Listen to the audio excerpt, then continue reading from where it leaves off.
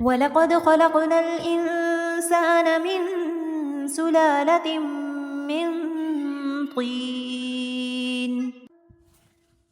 ثم جعلناه نطفة في قرار مكين ثم خلقنا النطفة علقة فخلقنا العلقة مضغة فخلقنا المضغة عظاما فكسونا العظام لحما ثم أنشأناه خلقا آخر فتبارك الله أحسن الخالقين ثم إنكم بعد ذلك لميتون ثم إنكم يوم القيامة تبعثون ولقد خلقنا فوقكم 7 طرائق وما كنا عن الخلق غافلين وأنزلنا من السماء ماء بقدر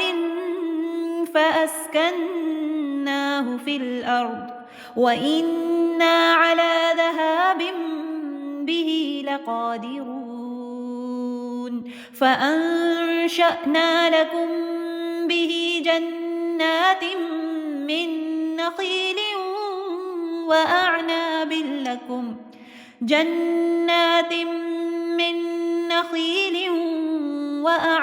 لكم فيها فواكه كثيرة ومنها تأكلون وشجرة تخرج من طور سيناء تنبت بالدهن وصبغ للآكلين وإن لكم في الأنعام لعبرة نسقيكم